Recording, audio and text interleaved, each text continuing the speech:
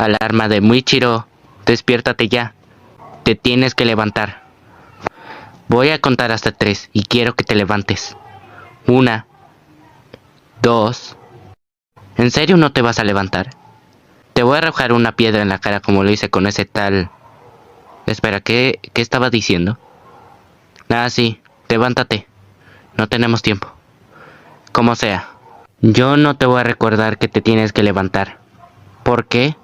Porque a mí se me va a olvidar. Tú ya lo sabes.